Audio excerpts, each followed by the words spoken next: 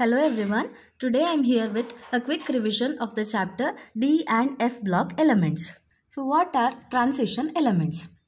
The elements belonging to D block which lie in between S block and P block are called transition elements. They are also called as transition metals. Here we have the periodic table. This block which comes in between S block and P block can be called as D block elements or transition metals.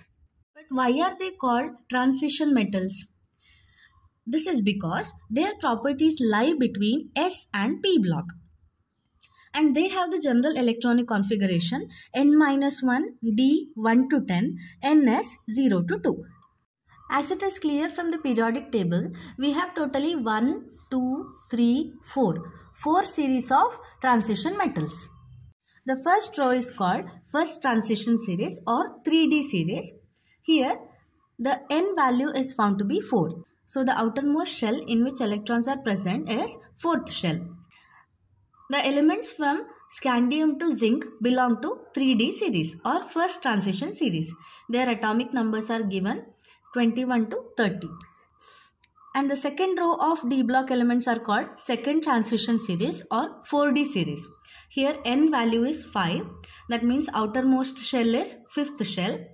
So elements from yttrium to cadmium belong to this series. Then we have the third transition series or 5D series. Here N value is 6. The elements belonging to 5D series are lanthanum with atomic number 57. Then hafnium to mercury. Then we have fourth transition series or 6D series. Here the outermost shell is 7th shell. Actinium and cruciatovium onwards, whichever metals come, they belong to 6D series. The metals chromium and copper belonging to first transition series show some exceptional electronic configurations. We will see what is that. Chromium has an atomic number of 24. So the expected electronic configuration of chromium is argon configuration followed by 3d4 4s2. But the actual electronic configuration of chromium is found to be argon configuration followed by 3d5 4s1. Similarly, copper has an atomic number of 29. Its expected electronic configuration is argon configuration followed by 3d9 4s2. So what is meant by argon configuration? The first 18 electrons of copper can be written as 1s2, 2s2, 2p6, 3s2, 3p6. So this is nothing but electronic configuration of noble gas argon. So these many electrons are represented as argon configuration which has atomic number 18. So yeah. But the actual electronic configuration of copper is found to be argon configuration followed by 3d10 4s1.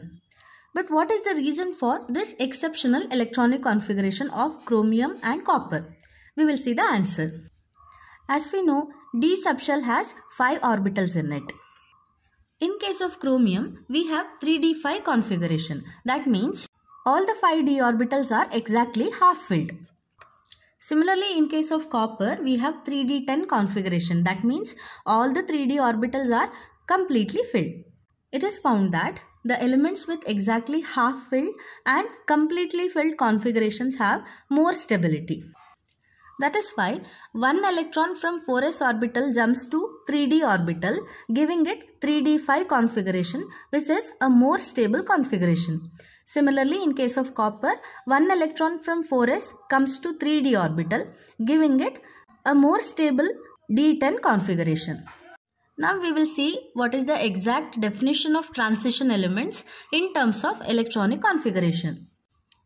Transition elements are those elements in which atoms or ions in their common oxidation states have incompletely filled d subshell. So, in their D subshell, they can have electrons from 1 to 9. For this reason, zinc, cadmium and mercury are not considered as transition elements because their ions Zn2+, cadmium2+, and mercury2+ have completely filled D subshell 3d10, 4d10, 5d10 respectively. Coming to the important topic of this chapter, that is properties of transition elements and their general trends. The first important property is atomic and ionic radii. Atomic radii decrease in the series with increase in the atomic number because nuclear charge increases. In a given series, atomic radii decreases with increase in the atomic number. That is, from left to right, atomic radii decreases because the nuclear charge increases. As the atomic number of the element increases, number of protons in the nucleus also increases. That means positive charge density of nucleus increases. So what it does? When the positive charge density of nucleus is more, with strong force of attraction, it can pull the outermost electron towards itself. That means the size of the atom decreases. Therefore, along the period, that is from left to right, atomic radius decreases. After the midway, the decrease is found to be small because of increased shielding effect of d electrons. So what is meant by shielding effect? Between the nucleus and outermost electrons, we have a number of shells like this, and also there will be electrons present in them. What they do is, they act as a shield or screen between the nucleus and outermost electron. So, because of the presence of these middle electrons, the force of attraction between nucleus and outermost electron can decrease. This phenomenon is called as shielding effect or screening effect. Along the period, that is, as we move from left side to right side in a period, number of electrons in the d orbital goes on increasing. Therefore, they will show considerable amount of shielding effect. That is why effective nuclear charge experienced by the outer electron decreases. So we can say after midway, the decrease in the atomic radius is small because of increased shielding effect of d electrons. But down the group, that is from top to bottom, atomic radii increase. It is because as we move from one row to another row, new shells are added. That causes increase in the atomic radius. However, radii of second and third transition series, that is, these two series of metals, second series and third series, are nearly same due to lanthanoid contraction after lanthanum with atomic number 57. I'll explain you what is meant by lanthanoid contraction. Lanthanoids are nothing but F block elements. So when you consider the shielding effect by the middle electrons, the electrons present in the s orbitals are very good shielders, whereas the electrons present in the f orbitals show very poor shielding effect. So the trend is like this: s greater than p greater than d greater than f. So in case of lanthanoids, that is f block elements, the electrons occupy f orbitals. So these electrons show very poor shielding effects. That means this screen between nucleus and outermost electron is very weak. In that case, with very strong force of attraction, nucleus can pull the outermost electron towards itself. In that case, what happens to size? Size decreases to a considerable extent. In the third transition series, between lanthanum and the second element hafnium, there are 14 F block elements called lanthanoids. So in case of lanthanoids, the decrease in the size is greater because of the presence of F electrons, which show poor shielding effect. That is why these elements which come after lanthanoids have smaller size than expected. Therefore, we can say radii of second and third transition series metals are nearly same. That is due to lanthanoid contraction. Next important property is metallic character. All transition elements are found to be metallic in nature. This is because they have very low ionization energies. That's why they readily lose electrons forming ions, and they can form metallic bonds. Both the Ns and N-1d electrons participate in metallic bond formation. That means outermost s orbital and the penultimate d orbital electrons participate in bond formation. Now, greater the number of unpaired electrons, stronger will be the metallic bonds. Therefore, chromium, molybdenum and tungsten are very hard, whereas zinc, cadmium and mercury, which do not have unpaired electrons, are soft. And of course, as you know, mercury is found to be a liquid metal. Next property is melting and boiling points. Transition metals have high melting and boiling points. If you consider any series or any row of D block, melting points first increase, they rise to a maximum and then decrease. This is because the number of unpaired electrons first increases and it rises to a maximum, that is d5 configuration, and then decrease, and so are the metallic bonds. As we discussed earlier, as the number of unpaired electrons are more, strong metallic bond will be there. As it decreases, strength of metallic bond also decreases. When you have strong bonds, melting and boiling points are high. Therefore, we can find chromium, molybdenum and tungsten having maximum melting points in their respective series. So the melting point trend is like this: tungsten greater than molybdenum greater than chromium. Tungsten has the highest melting point. So the enthalpies of atomization, that is energy required to break metal into free atoms, also follow the same trend. Now there are few exceptions. Melting point of manganese is found to be lesser than iron, and melting point of technetium is found to be lesser than ruthenium. This is due to the presence of exactly half-filled d subshells in these two metals, and as we know, exactly half-filled d subshell gives more stability to the metal. That's why manganese and technetium are found to be very stable, and hence they form weak metallic bonds. Next property is densities of metals. As we know, density is mass divided by volume. Densities increase along a series because atomic size decreases from left to right, whereas atomic mass increases from left to right. Next property is ionization enthalpy. As we know, ionization energy is the energy required to remove outermost electron or the most loosely bound electron from an atom. Now, their ionization enthalpies are higher than S block elements and lesser than P block elements. They generally increase along the series as nuclear charge increases. So, when the nuclear charge increases, the energy required to remove the outermost electron will increase. The first ionization enthalpies of zinc, cadmium and mercury are very high because of their fully filled configurations. So they have D10S2 configuration, which is very stable. That's why the energy required to remove the first electron from them will be very high. Now second ionization energy of chromium is found to be greater than manganese and copper is found to be greater than zinc. This is because after removing one electron from their s orbitals, outermost s orbitals, chromium plus 1 will be 3d5 and copper 1 will be 3d10. That is stable electronic configurations. So when you have a stable configuration, the energy required to remove electron from that will be very high. Third ionization energy of manganese is very high because Mn2 plus has 3d5 electronic configuration. Then third ionization energy of iron is very small because if you remove one electron from Fe2 plus, you will get a more stable Fe3 plus with 3d5 configuration. Next topic is standard electrode potentials E0. In solid state, stability of oxidation state can be predicted from ionization enthalpies. IE1 plus IE2 for nickel is lesser than platinum. Therefore, nickel 2 plus compounds are more stable.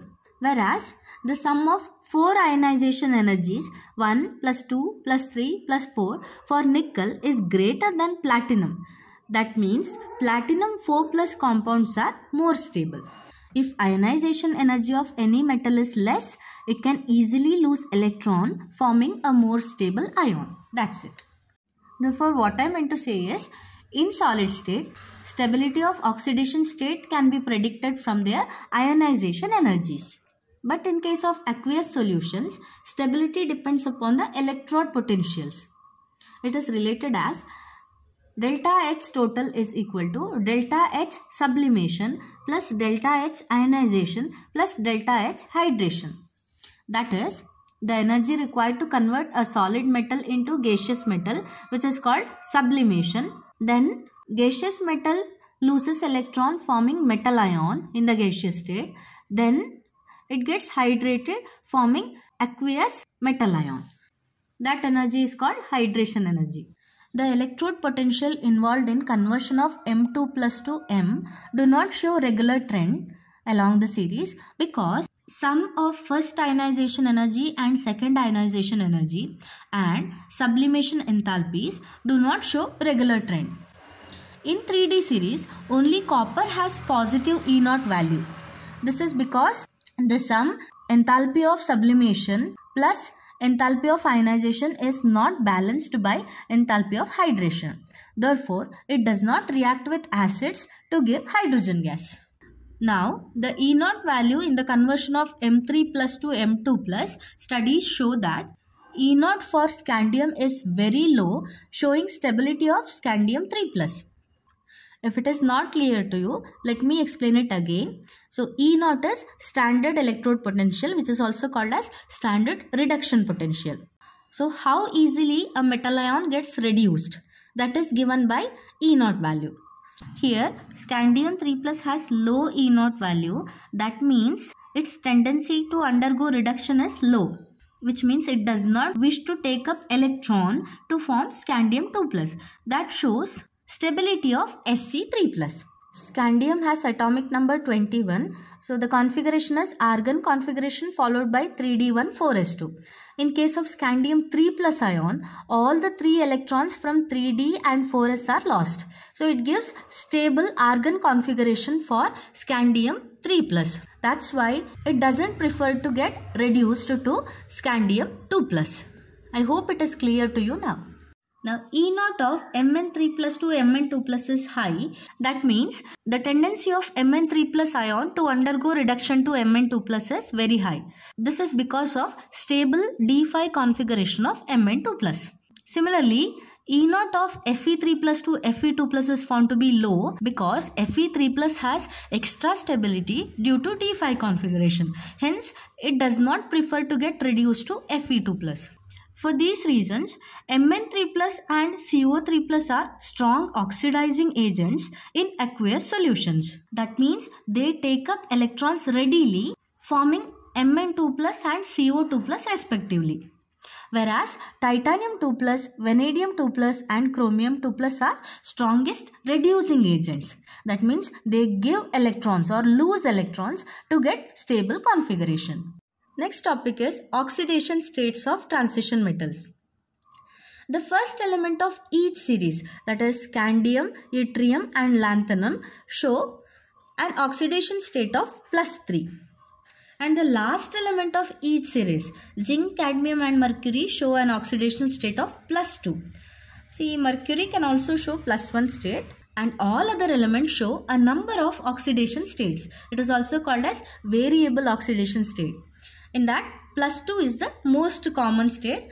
That is because of Ns2 configuration in the metals. They can easily lose 2 electrons from Ns. That's why +2 oxidation state is very common. Other oxidation states are due to participation of penultimate d subshell electrons, that is N-1d, in addition to Ns electrons. The lowest oxidation state is found to be +1, that is shown by copper, silver, gold and mercury. The highest oxidation state is +8. It is shown by the transition metal osmium. Remember students, highest oxidation states are shown in compounds with highly electronegative elements like oxygen and fluorine. Higher oxidation states are also found in oxocations and oxoanions. For example, manganese is in +7 oxidation state in MnO4- ion and chromium is in +6 oxidation state in chromate and dichromate ions. It is found that oxygen stabilizes higher oxidation state more than fluorine. For example, manganese forms MnF4 with +4 oxidation state, but it forms Mn2O7 with +7 oxidation state.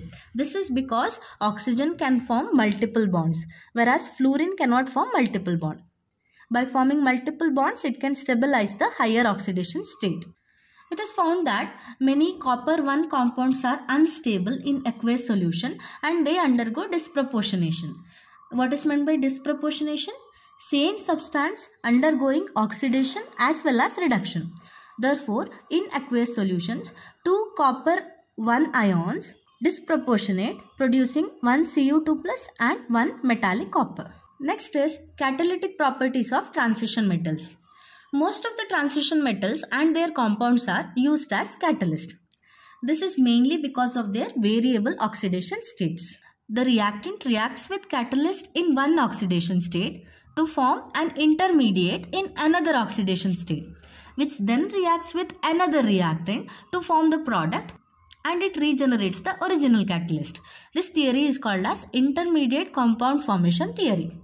Alternatively, transition metals have a number of free valencies on their surface, and that's why they can absorb the reactant easily, so that concentration of the reactant on the surface of the catalyst increases, and hence rate of the reaction also increases. This is called as adsorption theory. Next property is formation of colored ions by transition metals. Most of the transition metal compounds are colored in solid state as well as in aqueous solution. This is due to the presence of incomplete d subshell. In presence of an anion or ligand, the d subshell of the metal splits into two sets, one with lower energy called T2G, that includes dxy, dyz and dzx, and the other one with higher energy called Eg, which includes dx square minus y square and dz square. It can be represented like this. Here we have d orbitals of metal with lower energy. When a ligand or anion comes near that, its energy increases like this. Then it undergoes splitting into two sets of orbitals. One with lower energy called T2G orbitals and the other one with higher energy called Eg orbitals. The d orbitals of the metal which are closer to the incoming ligand are repelled to a greater extent, and the d orbitals of the metal which are little bit farther from the incoming ligand are repelled to a lesser extent. That is why such kind of splitting can be seen. Now, when light radiation falls on the metal, the electron present in the lower T2G orbital can absorb a particular wavelength of light, and it can get excited to higher energy Eg orbital. But at the higher energy state, the electron is unstable. So it comes back to original T2G orbital only. But while coming back, it emits the extra radiation in the form of light energy only. That light gives color to this metal. Therefore, electron in T2G orbital absorb particular wavelength of visible light and jump to Eg. There it is unstable, so it comes back to original T2G. At that time, the remaining color or the complementary color is emitted. For example, Cu2 plus salts look blue as they absorb red color. Thallium 3 plus complexes are purple because they absorb yellow color. Scandium 3 plus and Thallium 4 plus compounds are colorless because they have empty d orbitals. So when d orbitals are empty, there won't be electron transition. That's why no color. Now Cu plus Ag plus Au plus Zn2 plus Cd2 plus and Hg2 plus compounds are also colorless because they have completely filled d orbitals. Again, there won't be electron transition in such case. So when the metal ion has D0 or D10 configuration, their compounds will be colorless. Next is magnetic properties of transition metals. Compounds of transition metals are generally paramagnetic in nature. That means they are attracted by external magnetic field. Or some of them are diamagnetic, which means they are repelled by external magnetic field. Or some could be ferromagnetic also. That means they are strongly attracted by external magnetic field. Now, paramagnetism is due to the presence of unpaired electrons, while diamagnetism is due to the presence of no unpaired electrons. So when there is no unpaired electron, it shows diamagnetism. Now, greater the number of unpaired electrons, greater is the paramagnetism. And we have the formula for magnetic moment mu as equal to square root of n plus 2 Bohr magneton. This is called spin-only formula, where n is the number of unpaired electrons. The next important property of d block elements is complex formation. Transition metals form a number of complexes. For example, K4FeCN6, CuNH34SO4, etc. This is due to the availability of vacant d orbitals and large charge by size ratio of their metal ions. Interstitial compounds. Transition metals can form a number of interstitial compounds like TiC, Fe3H, Fe3C, etc. Interstitial compounds are formed when small atoms like hydrogen, carbon, boron and nitrogen occupy the interstitial sites of the metals in their lattices. Alloy formation is another important property of D block elements. They form alloys with metals whose atomic radii do not differ by more than 15%, so that some of the host atoms of the lattice sites are easily replaced by the other metal atoms. For example, brass, it's a combination of copper and zinc, and bronze, which is a combination of copper and tin. Next is group-wise study of transition metals. Let's consider the first group, group 3 elements, which begins with scandium. So it can be called as scandium group. The elements present here are scandium, yttrium, lanthanum, actinium. Their atomic numbers are given. Their general electronic configuration is N-1D1 4s2. So the value of N could be 4 to 7.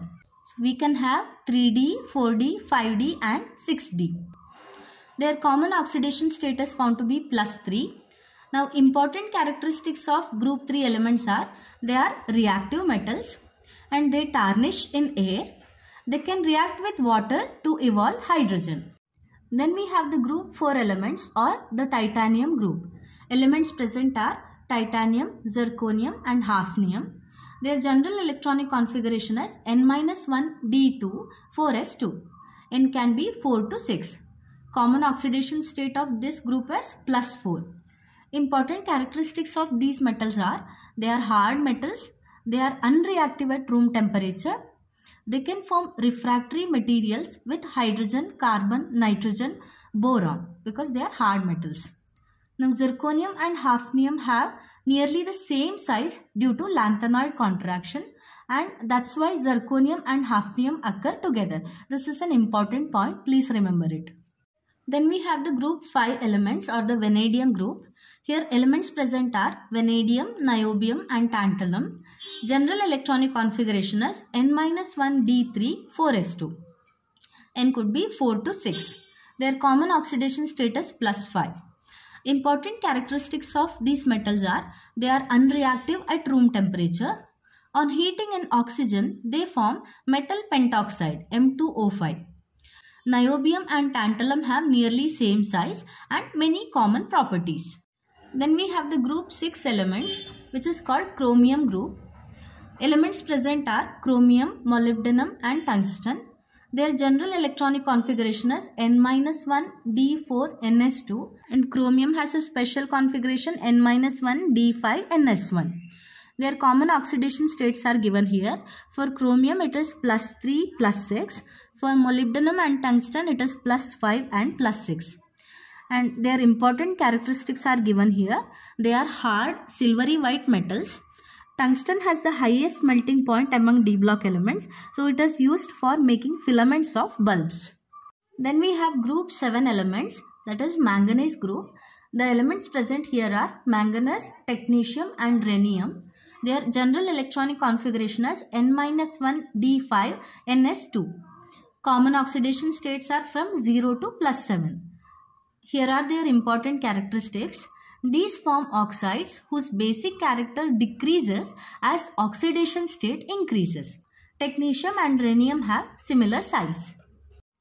Groups 8, 9 and 10 elements, they consist of 3 triads. The elements of these groups have more horizontal similarity than vertical similarity. Hence they are grouped into 3 triads as follows. In the first triad we have iron, cobalt and nickel. In the second triad we have ruthenium, rhodium and palladium. In the third triad we have osmium, iridium and platinum. The first triad is called ferrous metals. The second and third triads are called platinum metals. Iron and cobalt exhibit oxidation states of +2 and +3 in their compounds, whereas nickel generally shows an oxidation state of +2. All the 3 are ferromagnetic in nature. They can combine with carbon monoxide to form volatile carbonyls. Now, if you consider the platinum metals, they show a large number of oxidation states and the highest oxidation state is +8.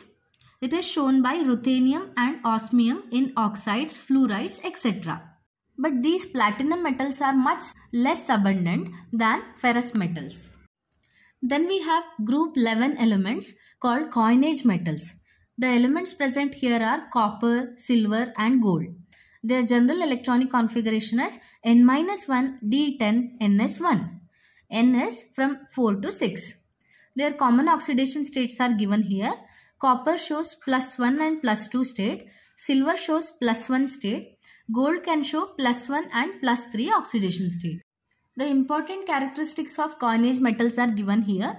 They lie below hydrogen in electrochemical series, and that's why do not react with acids to give hydrogen. Finally, we have group 12 elements or the zinc group. Elements present here are zinc, cadmium and mercury. Their general electronic configuration is N-1 D10 NS2. N is from 4 to 6. Common oxidation state for zinc is +2, for cadmium also +2, for mercury +1 and +2. Their important characteristics are given here.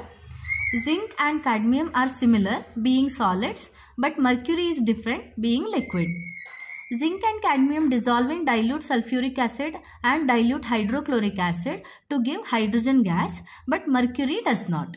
Let us learn a little about oxides of transition metals. They form oxides with oxidation states from +1 to +7. Their ionic character decreases and acidic character increases as the oxidation state increases. Consider the oxides of manganese, MnO, in which manganese is in +2 state, Mn3O4 +8/3, Mn2O3 +3 oxidation state, MnO2 +4 state, Mn2O7 +7 state. Here MnO, which has smallest oxidation state +2, is basic in nature, but Mn2O7, in which manganese has +7 state, that is highest oxidation state, is acidic in nature. So the acidic nature increases as the oxidation number increases. Similarly, MnO is found to be ionic in nature, but Mn2O7 is covalent in nature. So, as the oxidation state increases, ionic nature goes on decreasing and covalent character keeps on increasing. Let us study about a commercially important compound, potassium dichromate, whose formula is K2Cr2O7. Let's see the preparation of this compound first. It is prepared from the chromite ore FeOCr2O3. It is done in 3 steps. Here are the steps. In the first step, sodium carbonate is fused with quick lime and extracted with water to get sodium chromate Na2CrO4. The reaction is given here. 4 FeOCr2O3, that is chromite ore, plus 8 sodium carbonate plus 7 oxygen gives 8 sodium chromate Na2CrO4 plus 2 Fe2O3 plus 8 carbon dioxide. Then we have to treat the sodium chromate with concentrated sulfuric acid to oxidize it. So that means to convert sodium chromate to sodium dichromate and separating out the less soluble sodium sulfate by fractional crystallization. In the next step, this sodium chromate is treated with concentrated sulfuric acid to convert it into sodium dichromate. At that time, we will also be getting sodium sulfate as the byproduct. It is separated out by fractional crystallization as it is less soluble. So, 2 sodium chromate plus H2SO4, we get sodium dichromate plus Na2SO4 plus H2O. So, this is removed by fractional crystallization. Then, treating this solution with potassium chloride to convert sodium dichromate to potassium dichromate. At that time, the formed potassium dichromate is less soluble. That's why these orange crystals can be separated by fractional crystallization. So, Na2Cr2O7 plus 2 KCl, we get K2Cr2O7 plus 2 NaCl. From the more soluble sodium chloride, potassium dichromate is separated by fractional crystallization. So, students, please do remember these 3 important steps. Preparation of potassium dichromate is a very important question. Let's see the properties of potassium dichromate. When you heat K2Cr2O7, we get potassium chromate plus 2 Cr2O3 plus 3 oxygen. Potassium dichromate reacts with potassium hydroxide in this fashion. So K2Cr2O7 plus KOH, we get K2CrO4 plus H2O. Then this potassium chromate reacts with sulfuric acid, producing again potassium dichromate plus K2SO4 plus H2O. Therefore, the dichromate ion in water in the presence of a base gets converted into chromate ion with the release of H+. So when there is H+, it becomes acidic. So it again becomes dichromate like this. Potassium dichromates reacts with sulfuric acid in cold condition, producing CrO3 plus potassium bisulfate plus water. But at hot condition, the reaction is different. So K2Cr2O7 plus H2SO4, in hot condition, we get K2SO4 plus Cr2SO4 thrice plus water plus oxygen. So these are the reactions of potassium dichromate. Let's study the oxidizing properties of potassium dichromate. Potassium dichromate reacts with dilute sulfuric acid, producing K2SO4 plus Cr2SO4 thrice plus water plus 3 nascent oxygen. Now, this nascent oxygen can react with potassium iodide in the presence of sulfuric acid, producing potassium sulfate plus water plus iodine. Now, ferrous sulfate reacts with this nascent oxygen in the presence of sulfuric acid, producing ferric sulfate and water. This nascent oxygen can oxidize hydrogen sulfide to water with the release of sulfur.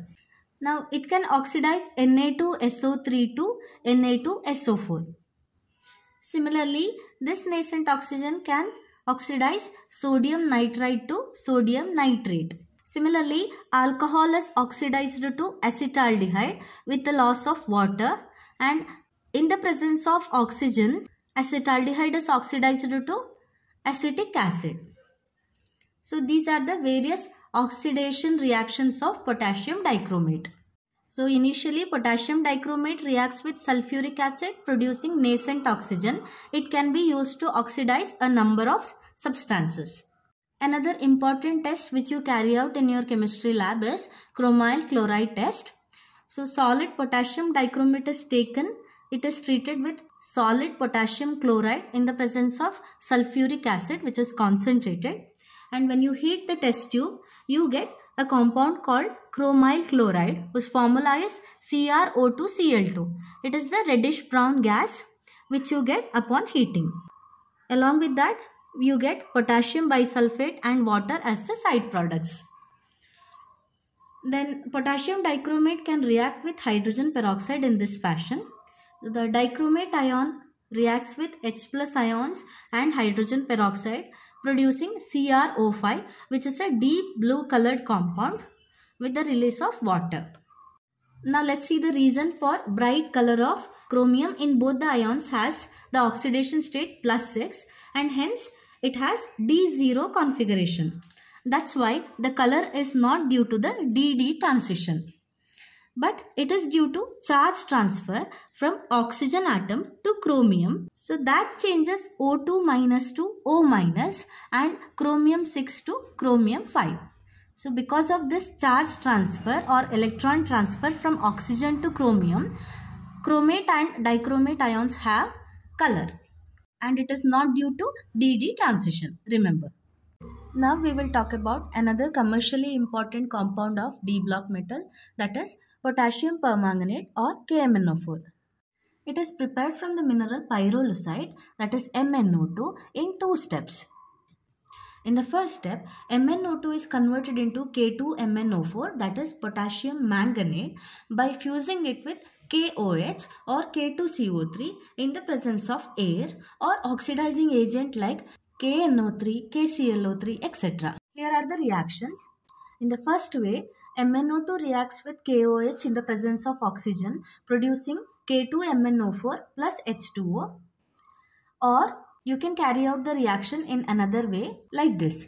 MnO2 plus KOH plus oxidizing agent like KClO3 gives K2MnO4 plus KCl plus 3H2O. So this is how we can get potassium manganate. Students, remember to balance the equations.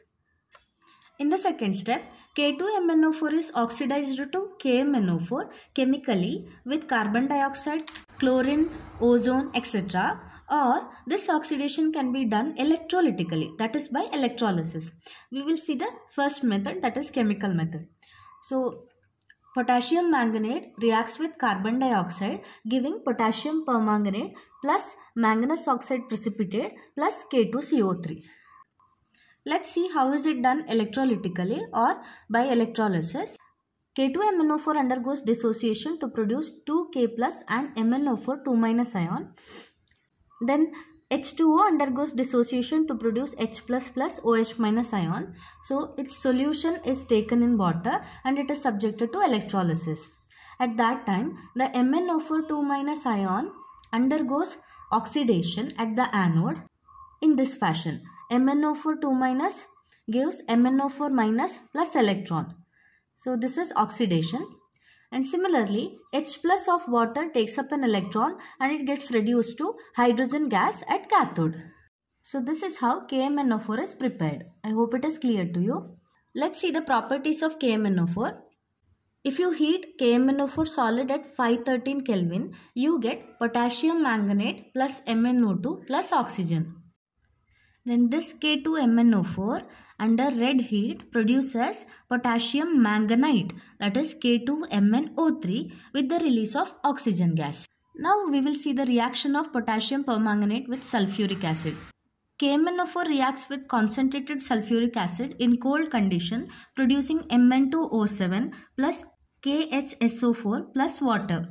Whereas under warm conditions, KMnO4 reacts with concentrated sulfuric acid producing K2SO4, MnSO4 plus water plus 5 oxygen. Let's study oxidizing properties of KMnO4. In neutral solution, KMnO4 behaves like this. 2 KMnO4 plus water gives 2 KOH plus 2 MnO2 plus 3 nascent oxygens. Whereas in alkaline solution, KMnO4 produces only one nascent oxygen in this way. 2 KMnO4 plus water gives MnO2 plus 2 KOH plus 1 nascent oxygen. In the presence of a reducing agent, K2MnO4 plus H2O gives MnO2 plus 2 KOH plus 1 nascent oxygen. Here is the complete reaction. 2 KMnO4 plus H2O gives MnO2 plus 2 KOH plus 3 nascent oxygen. Alkaline KMnO4 is called Bayer's reagent. It oxidizes olefinic compounds to glycols. As you know, olefins are the compounds which contain carbon-carbon double bonds. Example, ethylene plus water plus nascent oxygen from KMnO4, that is alkaline KMnO4, we get CH2OH, CH2OH, ethylene glycol. In acidic medium, this is how it behaves. 2 KMnO4 plus dilute sulfuric acid 3H2SO4 gives K2SO4 plus 2 MnSO4 plus 3H2O plus 5 nascent oxygens. Now this nascent oxygen can oxidize a number of compounds. So hydrogen sulfide is oxidized to water plus sulfur. Sulfur dioxide plus water plus nascent oxygen, we get sulfuric acid. Potassium nitrite is oxidized to potassium nitrate. Then we have C2H2O4, that is oxalic acid, plus nascent oxygen, we get 2 carbon dioxide plus water. Similarly, 2 ferrous sulfate plus H2SO4 plus oxygen, nascent oxygen, we get Fe2SO4 thrice, that is ferric sulfate plus water. Then 2 potassium iodide plus sulfuric acid plus nascent oxygen, we get potassium sulfate plus water plus iodine. Then any halo acid, that is HX, 2HX plus nascent oxygen, it is oxidized to water with the release of halogen X2. Then ethyl alcohol plus nascent oxygen, we get acetaldehyde plus water. Now the question is, why KMnO4 cannot be used in the presence of HCl or HNO3 in titrations? See, oxygen produced from KMnO4 plus HCl not only oxidizes the reducing agent but is also partly used for oxidation of hydrochloric acid to chlorine. That's why it cannot be used. And also HNO3 itself is an oxidizing agent. What is the reason for color of permanganate ion? Manganese in permanganate ion is in oxidation state +7 with D0 configuration. So, color is not due to DD electronic transition, but it is due to the charge transfer from oxygen to manganese. So, that changes manganese from +7 state to +6 state. That is why permanganate ion is colored. So that was about D block elements. Now let's study about F block elements. They are also called lanthanoids and actinoids or inner transition elements. The general electronic configuration of F block elements is N-2 F1 to 14, N-1 D0 to 1 Ns2. Now the lanthanoids, that is from atomic number 58 to 71, lanthanum to lutetium, are elements in which 4f orbitals are progressively filled. Whereas actinoids from atomic number 90 to 103, that is from actinium to lawrencium, are elements in which 5f orbitals are progressively filled. The lanthanoids from 58 to 71 are also called rare earths. Actinoids are radioactive and show many oxidation states, and hence their study is complicated. Lanthanoids from atomic number 58 to 71, that is from lanthanum to lutetium, their electronic configuration is xenon configuration followed by 4f1 to 14, 5d 0 to 1, 6s2. Now let's study about oxidation states of lanthanoids. The typical oxidation state is +3, but +2 and +4 are also found. However, they tend to change to +3. That is why samarium 2+, europium 2+, and ytterbium 2+ are reducing agents. That means they can readily donate electrons, thereby getting converted to +3 state. While cerium 4+ and terbium 4+ are oxidizing agents, thereby getting converted to +3 oxidation state. Due to large energy gap between 4f and 5d, they show limited number of oxidation states. Next important topic, atomic and ionic radii of lanthanoids and a phenomenon called lanthanoid contraction. The small regular decrease in atomic and ionic radii of lanthanoids is called lanthanoid contraction. But why is there a small decrease in the size? The small net decrease is due to increase in the nuclear charge, which outweighs the imperfect shielding by f electrons. As I already mentioned in the beginning, the electrons in the f orbital show poor shielding effect. That is why here the effect of increase in the nuclear charge dominates imperfect shielding by f electrons. That is why we can say there is small net decrease in the atomic and ionic radii. Due to this contraction, atomic radii of elements of third transition series after lanthanum are nearly same as those of second series in the same group. Let's study some characteristics of lanthanoids. First one, they are silvery white metals, and most of the trivalent metal ions are colored due to FF transition, just like DD transitions. Then those with X number of F electrons have same color as that with 14 minus X F electrons. I hope it is clear to you. Then except lanthanum 3+, which has F0 configuration, and lutetium 3+, which has F14 configuration, that is completely filled configuration, all show paramagnetism due to the presence of unpaired electrons. The magnetic moment mu effective can be given as square root of 4s into s plus 1 plus L into L plus 1 Bohr magneton, where s is the spin quantum number and L is the orbital quantum number. They form basic hydroxides. As size decreases from lanthanum 3+ to lutetium 3+, the covalent character of hydroxide increases and hence basic strength decreases. Therefore, lanthanum hydroxide is most basic while lutetium hydroxide is least basic. Let's see the uses of lanthanoids. They are used only as alloys. The most common being misch metal, which has lanthanoid metal 95%, iron 5%, then remaining sulfur, carbon, calcium and aluminium in traces. It is used in making magnesium based alloy. It is a pyrophoric alloy that emits spark when struck. That's why it is used in making bullets, shells, lighter flints, etc. Let's talk about actinoids now, that is elements from atomic number 89 to 103, that is from actinium to lawrencium. Their general electronic configuration can be given like this.